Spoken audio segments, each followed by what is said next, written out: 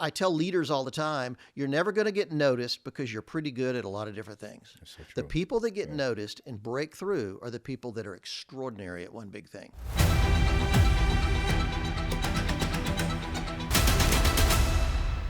Hey everybody, James Ward here, and welcome back to Cultural Conversations, meeting cultural challenges with biblical solutions. And we got a lot of cultural challenges right now. We need biblical solutions, and I'm so grateful to have my dear friend and my brother, Phil Cooke, with us, a unique man who has not only media experience, but a PhD in theology. Yeah. So this is going to get very, very rich here. Yeah, CNN says I'm the only working producer in Hollywood with a PhD in theology. Yep. I think they're right. I love it. Makes it a kind of an unusual spot. Yep, two things that are very important to me and dear to my heart. So if you don't know Phil, I'm telling you right now, just get ready. Phil is a media producer, among other things, an author and a speaker, helping creative leaders and organizations share their message in today's distracted, media-driven culture. He's produced television and film in more than 60 countries and works at the intersection of faith, media, and culture. And again, this unique combination of media and theology is very, very unique. And you've worked with amazing studios, Disney, DreamWorks, USA Network, pretty much every Christian organization, Museum of the Bible, a mutual partner with us, Salvation Army, YouVersion, Bible app, and so many others. Folks, trust me, you want to find Phil on every social media platform. Go to philcooke with an E, .com, philcooke.com, and ingest all of his content. I promise you it will 10x or 20x your vision, and it'll serve as a catalyst for everything that you're doing. If you got a purpose, if you have a pulse, you want to go and find out about Phil Cooke and the great things that are going to happen here. So thanks, man, for coming. Well, you're very kind. I really appreciate it. Thank you very much. Outstanding. Thank you. I'm thrilled to be here. Yes, sir. We'll have fun. Good deal. So before we dig into just content, tell us about Phil Cooke, the man. You know, I'm a firm believer. Sometimes folks can look at us and say, you know, I want to do what you do or emulate that, but we're human beings before we're human doings, and it all comes from the inside out. So tell us about Phil Cooke. I'm a preacher's kid. My dad was a pastor in Charlotte, North Carolina. So I grew up behind the scenes in church my whole life. I mowed the cemetery. I filled a million communion cups. I've done it all behind the scenes. Never had a minute's calling to be a pastor, but I saw early on growing up in the church that the people just the general public doesn't have an accurate representation of what Christians really are. And part of it is because we don't tell our story well. You know, most Christians just don't communicate very well. And I learned that early on. You know, I grew up in an era where pastors would say, I'm going to sit up on the roof until we get another 100 people come to visit our church. Or I'll shave my head if you can bring another 200 kids to Sunday school. Wacky stuff. And I would have kids in high school say, you know, why does Pastor so-and-so do such ridiculous stuff? And I'm thinking, that's not helping. And so I've always had this desire to help Christians communicate the gospel more effectively. And you're right, we live in a media-driven culture. It's the most distracted culture in the history of the world. I saw a stat the other day that we touch our iPhones 265 times a day on average. And I was on a plane flying up for this interview today, and I looked around and I saw one person reading a book. Everybody else had their phone or their iPad open, and they're watching movies or something else. So I just really have this strong passion that if we don't learn to speak that language as Christians, we're not going to impact the culture very well. Huge, man. You talked about a distracted culture, the clutter. I mean, we're in content clutter right now. So how do you even begin to sort through and decipher content? Not all content is good content, and sometimes you got the bad guys who produce it really well, and the folks with good content and good messages, their production is bad, and so the viewership is not even a reflection of the quality of your content. So how do you navigate that? The clutter is overwhelming. It really, really is. I think it's one of our greatest challenges, particularly in ministry today, and with leadership. Everywhere you go, you see competing messages out there. When my dad was a pastor in the 60s, we didn't have that. You know, you came to church on Sunday and there was no competition really. Today, oh my goodness, we compete against everything. And there's so many messages. One study from Great Britain says that the typical person today sees about 10,000 media messages every single day. And in that world, it's not the best message that gets through. It's the message that knows how to cut through that clutter. Yeah. And I think that's why I spent so much time learning how to do exactly that. And Right. so the ministries, the churches we work with, we're always on point trying to help them make sure they maximize their message, they maximize their influence, because we have to do it in today's culture. Is that level of engagement with technology, is it good, bad, or neutral? Oh, I have mixed feelings about that. I think it's both, actually. Yeah. It's good in the sense that we have more ways than ever to get the message out there.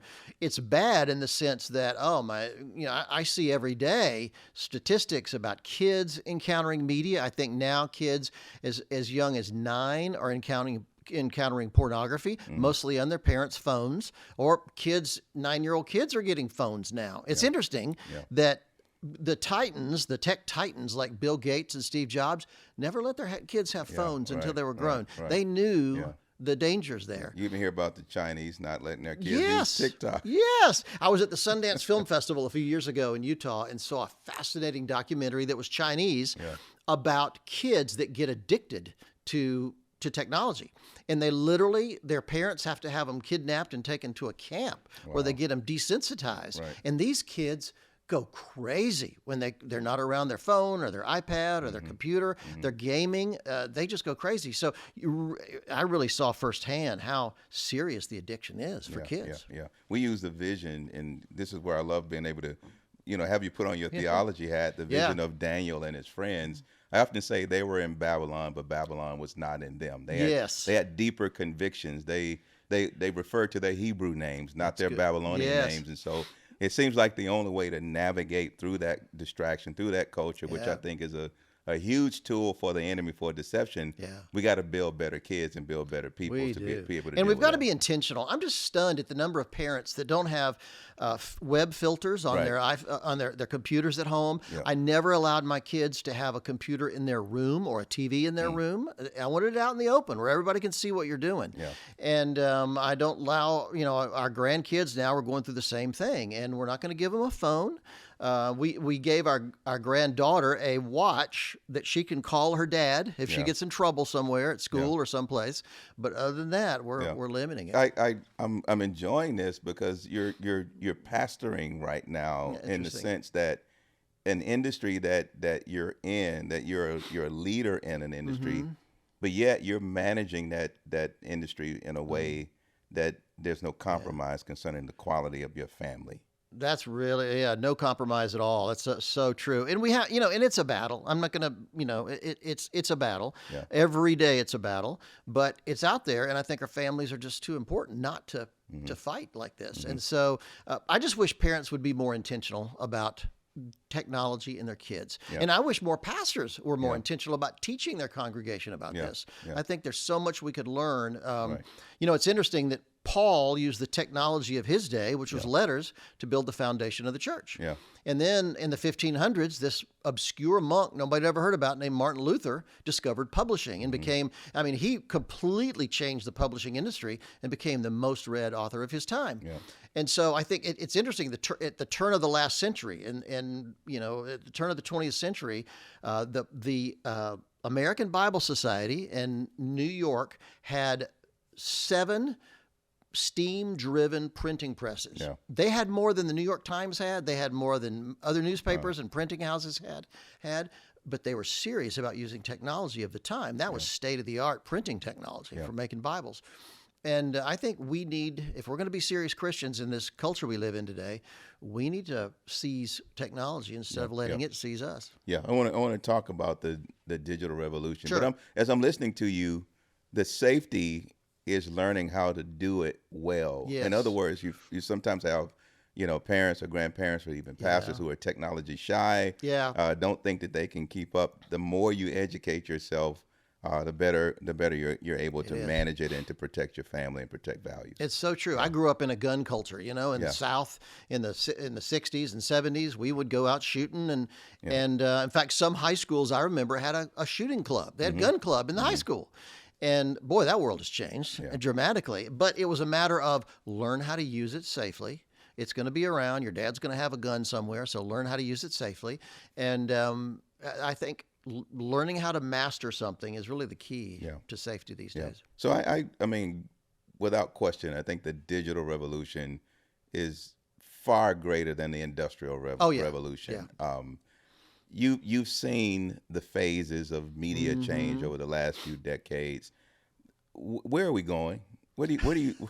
And I know it's a loaded question, but where do you see this going? The use of AI technology is mind blowing. It is. You know, from your perspective, what's coming down pretty soon? Well, what's interesting is it's everywhere. First of all, people need to understand it's everywhere. I filmed in probably 70 countries around the world. I have yet to go to a place that where people aren't using their phones. A Maasai warrior in the heart of the African bush has got a phone. A tribesman, a village, a remote village in the Amazon, they got phones.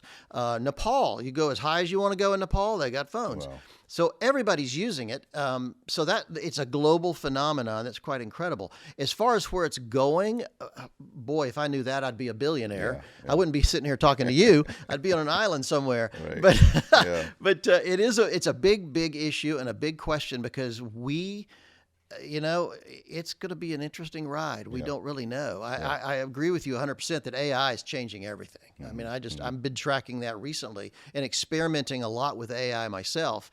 And I've not gotten to where I'm letting it write anything for me. I'm letting it do research or maybe do a first draft of something, but I'm going to go in there and adjust it and change it. Somebody posted the other day that I want AI to do my dishes and clean the house and let me focus on writing my book, not write my book so I can still do dishes and clean the house. So, it's going to be an interesting thing. Yeah. We're not just concerned about AI technology, but I call it AI theology because now it will give you perspective and give you theological commentary about Scripture. And if we don't protect a younger generation from accessing that and really checking the doctrine, it could really be a bad thing. I think more than ever, that's why doctrine, solid teaching is critical. It's funny. I went to a church. I won't say which one, of course, but I went to a church in Nashville, a very popular church, a couple Sundays ago, and just a friend wanted me to come and visit. Looked around. It was a satellite campus, maybe 300 people in the congregation. Looked around when they read the Scripture, and I was the only one there with the Bible. The only one. And I even looked for people on their phones. Nobody even had their phone out. Wow. And I think we need to get really serious about the Bible right now. I get really suspicious when I get software updates for my Bible software. True. What are you updating? True. Get nervous I never thought of it that way. Yeah. So even let's back up in the present concerning technology. COVID was a game changer. And lots of even pastors and communicators who were accustomed to standing in front of people, flesh and blood people, were forced into television production, media production. Some didn't translate well, but now on the backside, every church now has to be bivocational in the sense of in-person services and online ministry, whether you want to or not. Can you speak to that for a moment? Is that a fixture? Is that something that we just have to be accustomed to now? I think it is. It's interesting that before COVID, I would have pastors tell me, well, Phil, I don't mind live streaming my service, but that's not real ministry. Well, let me tell you, they changed their tune when churches were shut down, and they had to do it. And like you say, some really stepped up to the moment and did a brilliant job, and some churches closed because they could not. I saw one social media post by a pastor right in the middle of COVID saying, now, I'm going to be at the church on Wednesday afternoon with a basket. If you'd like to drive by and drop off a check, I thought he's dead in the water, man. He'll never survive this. But I think today what's frustrating for me is pastors feel like, okay, we're beyond COVID. We don't have to live stream anymore. We can back off on that. And I just don't think it's the way. And for me, it's not, okay, sure, I want people to show up. I think fellowship is important. Being in community is important. However, there's some people, we have a generation of people today that, first of all, want to check you out online before they'll ever come. So, in fact, I've discovered that in the churches that I'm working with, I'm telling them, look, if your website, what I've discovered is most people, the main reason they go to your church website is not to read your 5-page biography or your history. They just want to see what it's like because it may make them want to come. Well, let me tell you, if that's, I tell pastors the single greatest purpose of your website now is to get people to make that decision to come and visit. What can you put on there that would make them think, wow, this is an experience I need to be a part of? So that's one thing. Live streaming, still, people want to see it. And I like I say, I travel all over the world, And every Sunday, my wife will pop open her laptop, wherever we are in the world, and check out our church back home. How cool is that? That's fantastic. And I think of college students, business leaders that are traveling, and of course, shut-ins, the old classic thing. But it's true. There are people that want to access your service online. I know a pastor in Oklahoma that has about 700 members, but he has 10,000 people that watch him every Sunday online. That's an amazing thing. Yeah. I had a young guy tell me that gave me some perspective. Yeah. I'm engaged in digital media, social media, but he framed it in a way that I never thought about it. And he says the number of followers that you have on one platform, he said that's a city. That's true. It's a city, and you don't think about it that way. You have 50, 60,000 followers that are and you get pretty engagement. You're actually talking about engaging a city, which I believe that to some degree maybe it was on God's agenda to use COVID to force the word to get out of the building, to reach the culture. Because think about it, can the Great Commission really be fulfilled without technology? And so if we're ever going to do Matthew 24:14, preaching the gospel to the ends of the earth, technology is a huge part of that. It's a huge part of it. Because you're right. We're never going to be able to reach everybody without technology. It's so you said true. They got phones in Nepal. They got Oh, they're going to put everywhere. I've never been a place, I don't think, where they don't. In fact, it's funny that one church I work with in L.A. had a family watching from the Netherlands, watching their live stream. And they loved it so much, they decided to fly to L.A. to get baptized at that church. Wow. Now they've moved to L.A. just to be a part of that church. So I think people don't realize the impact live streaming has on people. So, stop hanging a camera from the balcony rail. Use it effectively, put it in a good place, treat that audience seriously because they are a legitimate congregation. And so we need to just not blow them off. I even have pastors when I'm working with churches, I'll have pastors during praise and worship step off to the side, look at a camera and welcome the live stream audience to the service. And that makes them feel like, oh, wow, this church really appreciates me, and I'm a part of this church. So, as I say, I wish everybody would come and get together, but it's not going to happen, so let's do what we can. Yeah, I agree. One of the most humbling experiences if I go out to speak at conferences or I'm doing a book signing is, folks come up to me with tears in their eyes. Never met them before. I'm from, Brazil. I'm from Argentina, from Costa Rica, and my life has been changed by watching your services. Wow. It's humbling, to see how lives are being impacted. And they identify with you through the medium of ministry. Last thought about that is just, again, speaking to the quality of it. In other words, you can have great fiery content, but if the audio is fuzzy and the camera angles are shaking. So excellence in media for the sake of ministry, what would you say to encourage pastors? I think it's absolutely critical. Absolutely critical. But they don't have the budget now. No, and you don't have to. You just have to know some simple things. Where to put the camera. Don't make the camera look down on you. It makes you small. Don't make it look up on you. It makes you look overweight, which pastors are concerned about. Look at it eye level. There's so many things like that. But excellent. And the thing is today, when I joke that when my laptop breaks, I don't go to the Mac store. I find a teenager. They know how to fix it. So I tell pastors, if you don't have the budget, find a teenager in your congregation. They know how to use social media. They know how to use video. Talk to them about it and at least get some input because it can make a dramatic difference. So rich. Folks, thanks for joining Cultural Conversations with my friend. I told you already, 10X, 20X, it just happens when Phil speaks. It's always like a catalyst and an amplifier for purpose and engagement. Make sure you go to philcooke.com. There's all kinds of resources there. Phil has written some amazing best-selling books that you certainly want to get your hands on. Tools and resources to help leaders be empowered to accomplish the things that we're talking about right now. I'm really big right now on helping leaders lead creative people more effectively. Because when it comes to ministry these days, you need a great graphic designer. You need a video person. You need a social media person. Even if you're in a small church, it really helps to have even volunteers. But most pastors at seminary, they don't teach you how to lead. I'm glad you're speaking to that because, we pretty progressive church here, but the staffing for communication directors and, content creators, social media managers, traditionally pastors don't think that way. But you're encouraging that you have to staff your church in those areas if you want to. Yeah, it's very frustrating to me that, in fact, it's funny that there's a lot of Christian film schools. I've done a lot of teaching and lecturing at a lot of Christian universities around the country.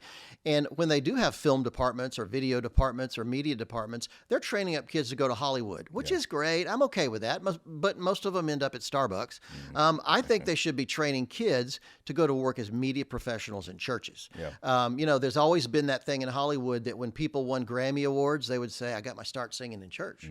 I'm waiting to see someone accept an Oscar and say, I got my start directing video for my church. Yeah, so good, man. I think there's just some powerful stuff out there. Yeah, and I'm glad to see, even, maybe in that last, 10 years or so, the quality of Christian content has gotten so much better. There was an era then yes, you just didn't want to have anything to do with Christian. Oh, don't get me started. You didn't want to have anything to do with it, but the quality has gotten so much better now. It has. It has, and and it's and I think churches have really stepped forward, and finally, I think pastors are understanding that media matters. If we're going to engage this culture effectively, we need to really tell our story more effectively. Right. So, I mean, Phil, what does it take? You've produced commercials for Super Bowl. I mean, at the highest level. What does it take to engage? What does it take to get a phone call from a major, corporation asking for your services? Where did you start? How do you get there? And even for any producers that have a vision to improve, what would you tell them just in terms of some coaching and the steps and the layers that they need to go through to move to achieve at that level? It's funny. I started in the days of Super 8 movies. My dad, our family made Super 8 movies, 3-minute little reels, film reels. And I had a group of guys in college that we decided to go make some movies. And we had it never occurred to me that you could do this for a living. We just really enjoyed it. So we made Army movies and space movies and mafia movies, whatever you wanted. We made all these little 3-minute films. And when I went to college, I thought, well, maybe I'll find somebody that wants to make films. I didn't think about majoring in film. Right. And so I took them with me. A kid across the hall, when I'm unpacking, a couple of them fell out of my suitcase, and a kid across the hall said, hey, I'm taking a film class. I'll show you how to edit those things. I didn't even know you could cut film.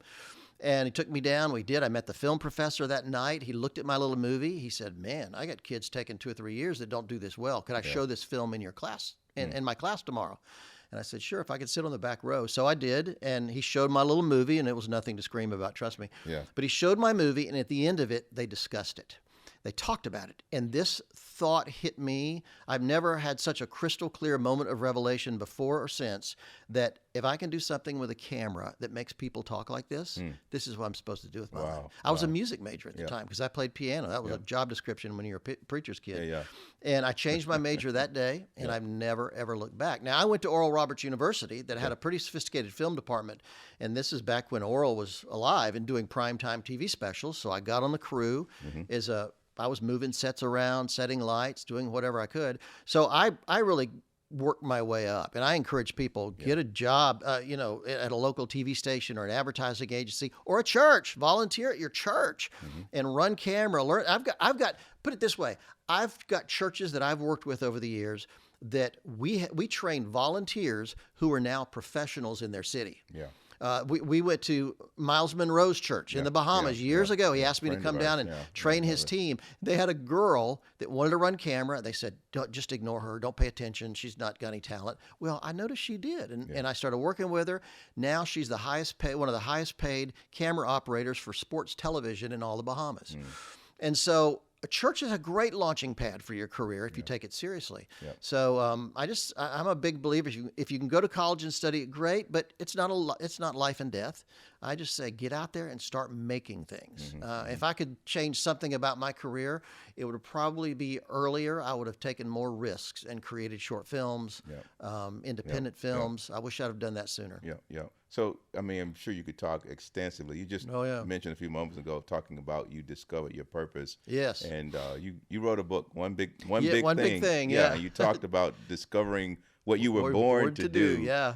That's a loaded topic, and I find sometimes in a pastoral sense, many people are not comfortable with that conversation because it can potentially set you up for discouragement and disappointment if you either don't know what you were born to do or you've lived a life doing so much of something that doesn't interest you or that you're not going to do, but it's too late to recover. Yeah. So what would you say to encourage folks about discovering that? I had met so many people that were now in their 60s, 70s, and said, Phil, I've been okay. I've had a job in my life, but I've never really known what I was put on the earth to do. Yeah. And I thought that's so sad. And so in the book, I talked about some very simple things like, I've done a lot of sports television early in my career. I shot a lot of boxing, a lot of basketball, full contact karate, all kind of stuff for ESPN and other networks. And whenever I would meet a professional athlete, they would always say, well, I was just the fastest guy in my neighborhood. Yeah. Or I could always catch the ball nobody else could catch. And they discovered early on what they were really good at doing. And what happens is, if you remember in high school, when you were on the prom committee, you sat around a table and everybody said, well, Bob, you're creative. Why don't you come up with a theme? Right. Susan, you're good in front of people. Why don't you host it? Sam, you're great with numbers. Why don't you do the bookkeeping? Other people notice what we're good at before we ever do very often. We just don't think about it. And so I say go back and start thinking about what people have said about you your whole life, because other people notice, and start taking that to heart. And it's not a magical, weird thing. It's not complicated. Just start focusing on what you're better at than most people. I think, all of us are good at something that most people around us aren't that good at. Yeah. Well, maybe that's something God put in us to help us, really be unique. I just think that, I tell leaders all the time, you're never going to get noticed because you're pretty good at a lot of different things. That's so true. The people that get noticed and break through are the people that are extraordinary at one big thing. Yeah. And it may be as a writer, it may be as an artist, it may be as a leader. For instance, I know even leadership can be in different niches. I know one leader. He's unbelievable at going into troubled organizations and fixing it. Once it's fixed, he leaves. Yeah. And he goes to another troubled organization. I know others that are great at launching things. They're not good at managing it, but they're brilliant at launching things. Yeah. So finding that narrow kind of niche that you're amazing at is really a critical thing, I think, for leaders. Yeah, we're going to take a break here in a moment, sure. But I want to pick up on that idea and go a little bit deeper. Okay. That purpose is as unique as our fingerprints. Yes. That's just how God made us and how the Lord wired us. And I want to get into talking about branding a little bit. And super. Once you discover that purpose, but then how do you manage it? How do you steward that purpose to cut through the distraction and the culture, the content clutter and all those things? And so we got to unpack all those things. Folks, I'm here with Phil Cooke, an amazing leader, a thought leader, and a pioneer in the area of media. Not just in Christian, media, but also in business. You certainly want to go and visit Phil's website at philcooke.com. Follow Phil on all of your social media platforms. I'm telling you, if you've been listening, you're sensing already that his words, his vision, his passion becomes a catalyst to help mobilize you, in the destiny that God has given you. And that's your passion. That's your heart. That's coming through loud and clear. Thanks for joining us on Cultural Conversations. Meeting cultural challenges with biblical solutions, and this idea of using the Word of God and using theology to deal with the challenges we're having today. We're going to talk about that some more as well. Media is needed because you can shape a generation. Yeah. Whoever controls the messaging controls a generation, and Phil's going to help us understand that more. We'll be right back.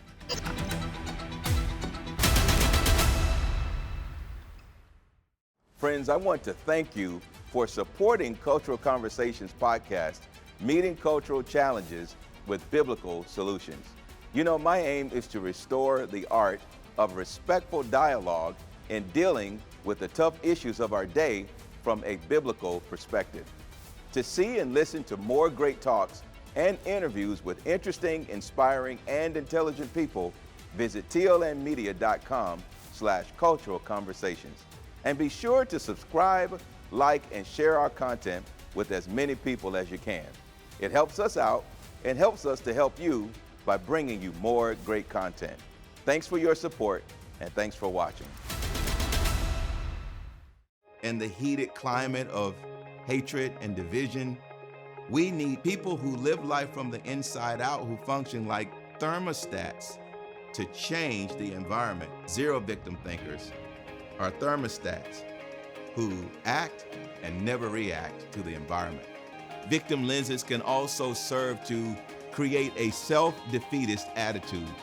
I consider their words to be proof that they are struggling with victim thinking, forgiving one another, even as God in Christ forgave you. Boy, does America need that verse of scripture today. The purpose of this course is to equip and empower individuals to maximize and optimize God's potential for their lives. Now, let's get started.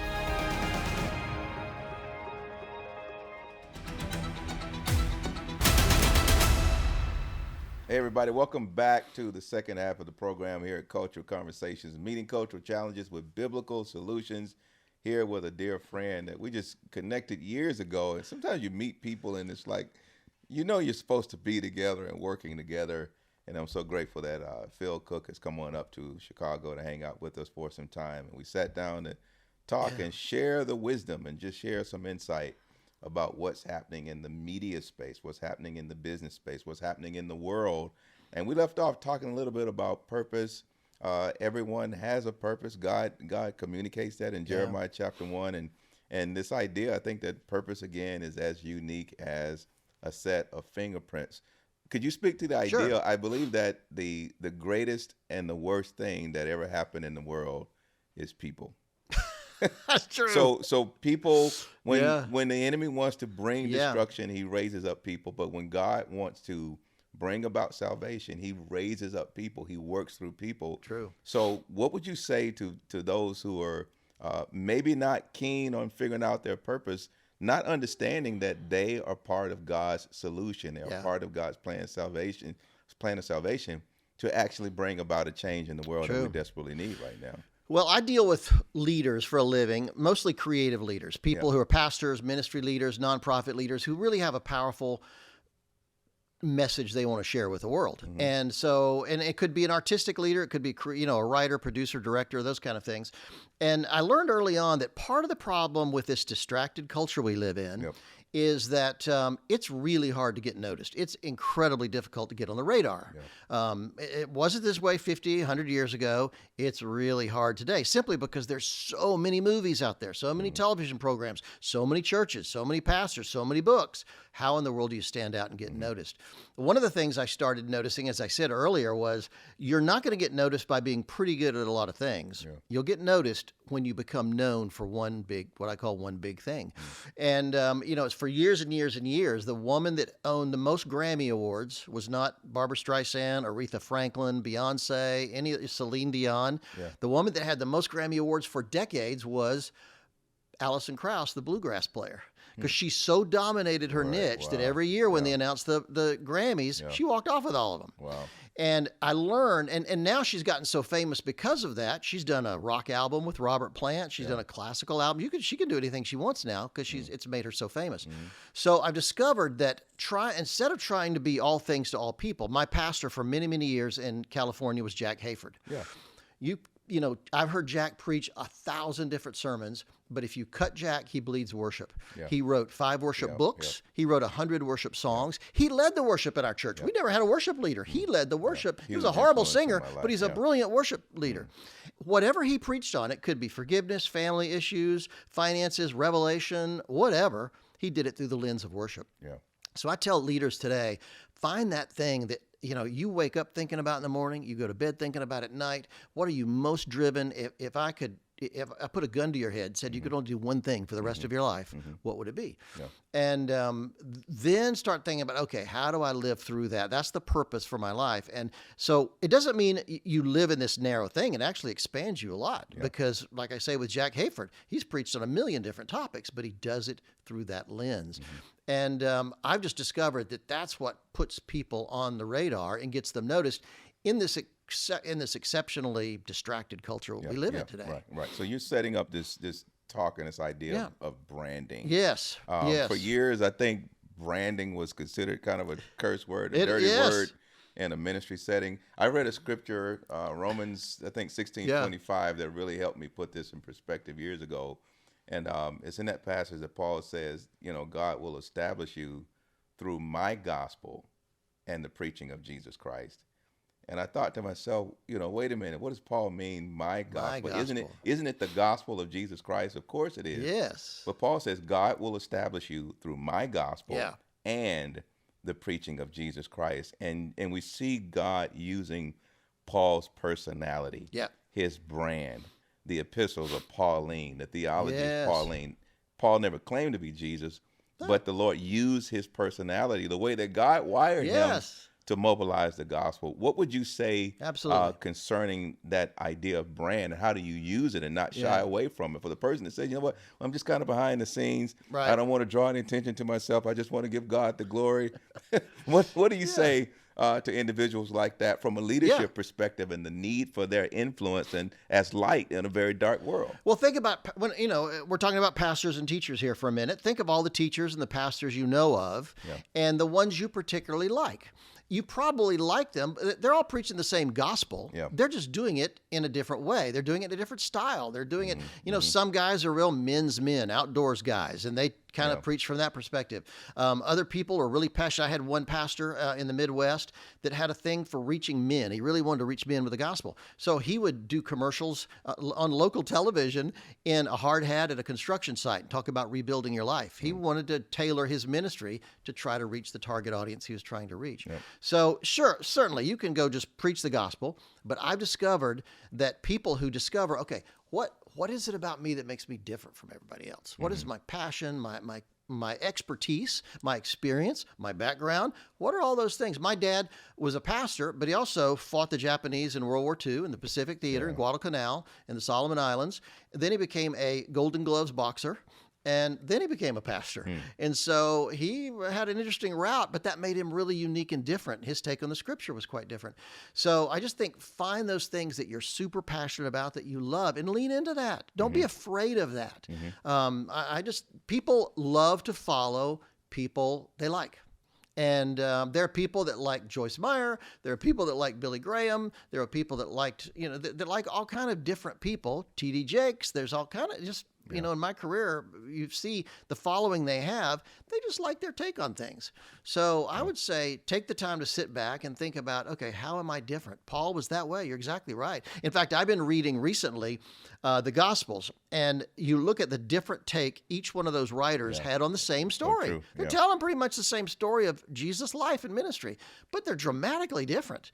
And and it doesn't mean, a lot of people look at that and think, oh, I've got to walk away from the gospel because it can't be real. Actually, that's what makes me understand it's real. These are real people writing about this. So true. But they did a different take. Matthew, his audience was different than Mark and Luke. It's interesting to study. Yeah. It's exciting when you discover that, and it's really humbling when you find out that there are people out there that want to hear from you the way that you say it. Yes. And they're incredibly forgiving about what could be your personality, qualms and things like that, the idiosyncrasies. That's part of what makes you you, and they identify with them. And so it's really important to give yourself you mentioned my social media. When people go to my social media, first of all, Instagram, I apologize for that ahead of time because I post a lot of crazy stuff. I've often thought, I keep asking people, look, I should be like other people and just post one thing and stick to that. They said, no, but that reflects who you are. You love crazy stuff. And so find out what it is that makes you tick. Lean into that and run with it with all you've got. I think it's great. You talked over the years about reinventing yourself. And so even when you discover a brand, your voice, your perspective, your ministry in your 20s is going to be different than your 30s, your 40s, your 50s, not to mention the shiftings in terms of the cultural, norms and the environment. What's the importance of evolution in your brand, of not being dated or outdated, being antiquated in your thinking? How do you stay young at heart and relevant concerning the things that are happening I've done society? that 3 or 4 times in my career. I remember in my early 40s, I looked around, I started looking around, seeing the work that other producers and directors were doing was a lot more contemporary, a lot more relevant, a lot more hip than what I was doing. And I was stuck. What often happens is we get stuck in the way of doing something when we got some acclaim for it. Maybe you won an award, or maybe people, you had a surge in membership at your church. Well, we decided we're going to do that for the rest of that worked. I'm going to keep doing that. But, God never changes, but trust me, everything else does. People change, culture changes, trends change, society changes. And so we have to change with it. So what I did in my early 40s was I started surrounding myself with younger talent, creative people, camera operators and lighting people and writers, and leaning on them and getting their advice about stuff completely changed my perspective, and our business took off. Yep. So I think we always, I do it every year, sit and have a little, we call it a brand refresh sometimes. It's just minor things we need to fix, update, but I'm always looking for what am I getting stuck at doing? What ruts am I in that I need to break out of? Yep. So important. I think pastors are the same way. We wonder, I find pastors that are ministering to 25 people and have been doing that for 30 years. Yeah. And I think something needs to change there. Something needs to change. And so, and I'm not dissing on pastors of small churches, because I was on the board of the Salvation Army, and they have little bitty churches in very tough places in the world, in inner city areas and places that are just tough. And I get that and I love it. But I think just look back and think, if things haven't changed in my ministry for a while and I'm still running the same number of people doing the same old thing, maybe I need to have a second look at this. Yeah. But you don't get that without inviting dissension. You don't. You'll get some critics. Well, that's going to happen. One thing I've discovered is if every church in America that's effective is going to have critics. They're going to have disgruntled ex-church members that go on Facebook and take out a whole Facebook page just for the purpose of criticizing that church. I know one church out west that this guy has a blog he created. He's an ex-staff member of that church. And he's taken out a blog, and all he does every Sunday is blog about how terrible that church is. Yeah. And so you're going to get it. It's going to happen, but you got to punch through that. Yeah.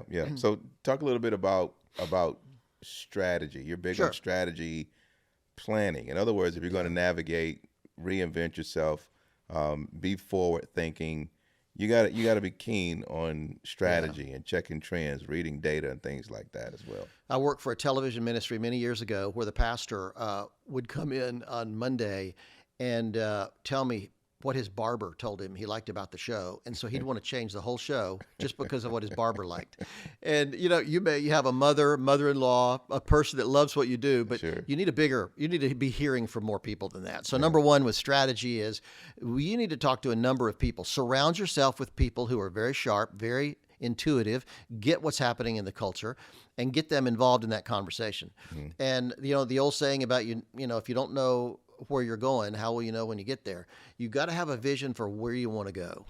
I think that vision, when Walt Disney built Disneyland in LA, I had a friend years ago who started his career as Walt's intern. Wow. And he ended up as a very successful movie producer in LA, but he told me one time, he said, Phil, Walt was obsessed with doing it bigger and better. He always wanted to do it bigger and better. And he said even before Walt finished Disneyland in LA, he was already thinking about how we could do this bigger. And so as soon as they were, broke ground or cut the ribbon in LA, they went to Orlando and started working. But a lot of people don't realize Walt got cancer and passed away before it opened. Well, on opening day, the grandstands were set up, celebrities were going by, they were doing parades, cutting ribbons, and Walt's widow was there. And she was sitting kind of alone in the stands, and she was obviously despondent because Walt, wasn't there. And one of the young executives, trying to be comforting, leaned over to her and said, it's such a shame Walt can't be here to see this. And without missing a beat, she leaned back and said, oh, no, you don't understand. Walt saw it. Wow. That's why it's here. Walt saw it. That's why it's here. The power of vision. I just really believe that having that kind of vision for your life or ministry is absolutely critical. Not in a weird, new agey kind of way, but just seeing where you feel like God's taking you, and start making plans now for how to get there. Yeah, but Phil, where do you find the balance? It takes courage, a tremendous amount of courage, to be that forward thinking. But at the same time, for those who may not really have a grasp and maybe ambitious about some things, talk a little bit about the distinction between vision that's achievable versus just vision that's something that's unachievable. And sometimes folks just have wishful thinking. It's I have no plans to play for the Chicago Bears and to be on the front line and be in the NFL. Like, I don't have any plans. That's not realistic. Closed, I'm afraid. Right. So just speak sometimes to how do you measure that potential and that vision in terms of what's achievable to not you know, strive for something that's really not realistic. Well, God, you never know what God could do in a situation, but I think He also trusts us to have the wisdom to pursue it well and intelligently. And I think that, I have young filmmakers come up to me all the time and say, well, Phil, I want to be a film director. And I say, well, have you enrolled in a film school? Well, no, I really don't have time for that. Well, are you studying it? Well, no, I don't really like reading very much. Well, hello. I wouldn't have brain surgery with a doctor that didn't have time to read and study the literature. That's right. Or go to medical school. So I think that you need to have a plan. So many people want to be a famous business leader. They want to be a famous pastor. They want to be a famous something, but they just don't have the drive to make it happen. It's hard. It's hard. I mean, you've got to, being in the trenches. I know pastors that were in the trenches for 30 years before they finally got really recognized and broke out. And so many today, we live in this instant gratification culture where people just think, I want to be a film director. Why can't I do that tomorrow? No, you got to put in the work. You got to be willing to have the courage and the stamina and the persistence to do it. It's hard. It is. So there's a thought, the power of media, the need for media concerning the church's influence as light in a dark world. We're in a place right now that socio-politically, the issues of our day are pressing. They're dominant. Even right now, this last election cycle, you're seeing a battle, what I call ideological warfare. True. That's how I describe it. And even the new civil war is not the North versus the South. It's a civil war of ideas. Our nation is just about as polarized, as divided as it ever has been ideologically. Phil, what's the role of media? And I asked that question because we saw, go back again to this last election cycle, a shift from legacy media to independent journalists, content creators, YouTubers, shifted the socio-political landscape of our society. They did. How critical is media, and how critical is media to the church in terms of influencing our nation spiritually and morally? I think it's super encouraging, and because the interesting thing about the election was that, one of the influences Trump had was that his son said, "Dad, you got to go on some podcasts, man. You got to get more hip. You got to do these younger things." And he went on Joe Rogan and other shows, and that had a huge impact on a whole generation. And suddenly we're finding out the biases of legacy, mainstream media. Was pushing one way, and we're seeing other things happen out there, particularly when they, were covering for Biden's obvious, his failings and his problems mentally, but his age. But I think what we've seen out of that is the power of a phone. We think, I know pastors that they'll get on their phone and just do. I did a thing. Greg Laurie, pastor in L.A., called me one day. Wanted to do a thing for men, a video for men, where they talked about men stuff. Well, Greg has a copy. He's got a replica of Steve McQueen's Mustang from the movie Bullet. And so I said, bring it to Newport. We went down to Newport Beach. We tricked it out with cameras. We put him and another guy in the car to talk about men stuff. And we got a drone to follow him going down the Pacific Coast Highway, talking about that in this cool 60s Mustang. And while my crew was rigging out the car with cameras, he just pulled his phone out and put the car behind him and said, "Hey, Phil, Cooke and I are here getting ready to do this show for men." That thing just blew up. It just blew up. And so we've realized the power. If you have a phone, you're a media company now. You are a media company. And so and when I started out in this business, a single camera, a broadcast television camera, cost $250,000. Today, my phone puts out a better picture than that thing ever did. And so now, and we're seeing that media, social media influencers today are making more than Hollywood celebrities are. And so, but they take it seriously, and they're on there regularly. And so I just think it's incredibly encouraging. I work with churches where the pastor's assistant has more followers than the pastor does, or the guy at the loading dock has more followers than the pastor. So it's very democratic from that perspective. Anybody can do it, but you got to take it seriously and go after it. But that's super encouraging, because that means the church can embrace this. We don't need a television network anymore. It's like we don't need Fox or CNN or MSNBC. We don't need them to get our voices out. We can get our voices out in other ways. It's powerful. It's recognizing that the phone is, I call it the new mission field. It is. and to be stirred with to move the gospel, you have to do it. Whether you're comfortable of doing it, whether it aligns with your personality or not, it becoming a conviction for the souls that are on the other side of that device. Yeah. And also the people on the other end are becoming obsessed with their phones. Like I said, on a plane, that's all people do.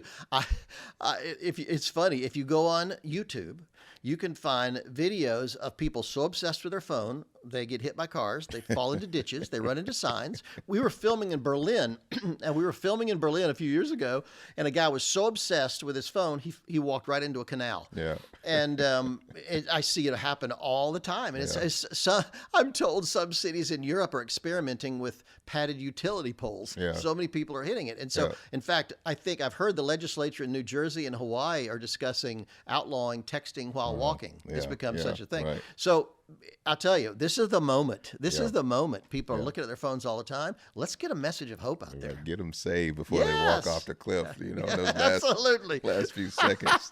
So this idea, you understand the crisis that's happening in the world. I talk about meeting cultural crisis with biblical solutions, and the world is chaotic. I tell our team, we have to become comfortable being uncomfortable. We're in the business of managing the chaos. You see the Holy Spirit in Genesis chapter 1, verse 2, hovering over the chaos to bring order. What would you say to leaders right now, especially of being in the business of managing the chaos? Things will not become more simple. They will not become more orderly. Paul talks about that in the last days: perilous times, calipos times, fierce times, lion-like times are going to happen in the last days. The world will only become more and more and more chaotic. It will. What would you say to leaders, and even in their organizations, about learning to manage that chaos and kind of get their arms around it and the significance of that? It's true, and elections aren't going to solve that. It's going to get worse and worse and worse. No matter, we want to be politically involved. We want to do what we can. However, I do think that I think the key for Christian leaders in particular is get back to the Bible. I think we're not doing a great job of teaching people the Bible. Mm-hmm. I'm constantly doing interviews with people and asking them questions that people just have these myths about the Bible. They don't, I saw somebody the other day told me, well, God is love. Jesus talked about love. So I love everybody, and I'm not against abortion. I'm not against Islam. I'm not against anything else because we're supposed to love people. Well, excuse me, that's completely wrong. Right. So we need to teach the Bible, get people grounded better first. And next, I think we do need to understand how to use media more effectively. We need to learn to be masters at it. And you can do it. There's a lot of ways online. You can go, like you said, go to my website, and I do a lot of teaching on that, but my books. But I do think that learning how to do it, learning how to teach our kids to do it well, managing it well, because if we don't master the media, it will master us. There's no question about that. And like you say, and I'm also a big believer in where you get your news from matters. And we're seeing that a lot with social media. A lot of people today are getting their news from Twitter, X. They're getting their news online, and that's okay. That's fine as long as you're careful. I wrote a blog post not long ago on how to curate your social media feeds. Okay. Sometimes we need to go and edit our social media, who we follow on social media. Yeah. When you think about it, the people we follow are speaking into our lives more than anybody else because we check social media so often. So I say every once in a while, let's take a break and go in there and eliminate some of the voices we're hearing and maybe add more healthy voices, more biblically oriented voices into that conversation, because that has more effect on people than we think. That's really important. I'm reminded of Jesus telling his disciples, what I tell you in the hearing of the ear, he said to shout it from the housetops. And what license to leverage media, those of us who are in the business of curating the message and communicating the message, but the partnership with media leaders to mobilize that message is the only way the Great Commission can be fulfilled. That's good. Wow. That's really good. What can you tell in our last few moments here? Just what's burning on your heart right now? What are you writing? What are you working on? What are you messaging right now? But what's the thing that's burning in your heart? I've got a couple things. I just wrote a book called Church on Trial: How to Protect Your Congregation, Mission, and reputation during a crisis, because Huge. every time we turn on the TV, we're hearing about some pastor, some church, some ministry leader who's fallen, convicted of abuse or alleged abuse, all kind of situations. And this is something else they don't teach in Bible college or seminary, what happens when a crisis is going to happen in your church. And with social media, that's another thing. There's so many opportunities for terrible things. Somebody's going to say something inappropriate or stupid. Somebody in your team is going to make a mistake. Somebody in your team is going to do something wrong. And we need to be ready to handle it. And I think it's not if a crisis will happen, it's when it's going to happen. And even to recover when it happens, you can find forgiveness in the eyes of God. Yeah. But you can't find forgiveness on social media. That's right. Yeah. That's right. And it could come from, and I've dealt, early in my career, I started getting calls, I guess because I was viewed as the communication guy. I started getting calls from churches going through a crisis. And so I've helped over the years just a ton of churches navigate these situations. So I decided to put it all into a book so pastors and leaders could have it as a reference. But I've just discovered they're never ready. They always think, nothing will happen to us. But you've got too many on your staff. You've got too many in your congregation. We live in such a volatile world. And it could come from so many places. Sometimes it's outside. It could be cancel culture protests. Right. Somebody doesn't like what you're preaching. It could be a kid that breaks his leg on the playground. Or it could be, a moral issue with a staff member. It could be sexual abuse. So many things. An unwarranted accusation. I think back to the Brett Kavanaugh trial. Yes. Just an accusation can ruin your life. It can. Which is again, in a media world, you have to be mindful of that. It's incredibly tragic. It can. And also, there's something that really bothers me a lot recently in the Christian community is we've got so many heresy hunters out there online that are determined to find out what you did wrong, and I'm going to bring it to light. And we're seeing, I'm just, obviously if there's true sin, serious sexual abuse or something like that, absolutely it needs to be made public. However, in our glee to go after some of these guys, and I think glee is a good word, sometimes we pick up really, everybody does dumb things. We make mistakes. And a lot of minor, stupid things that are not a big deal at all, suddenly they're trying to ruin your whole career. And so I just think that we've got too many people that feel called to point out all the mistakes us Christians make.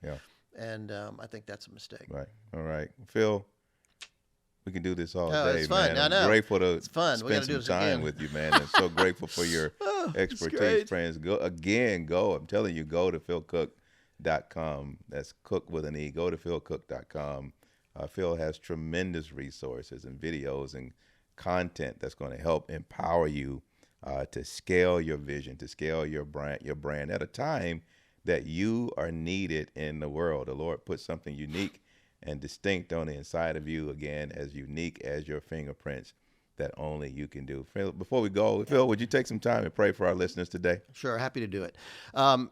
Father, I just pray, first of all, that you would help people understand that you have given them a unique calling, a unique purpose, and a unique reason for them being on the earth today, that you have a plan for their life that they may know nothing about. And I just pray that you would open that up in their lives.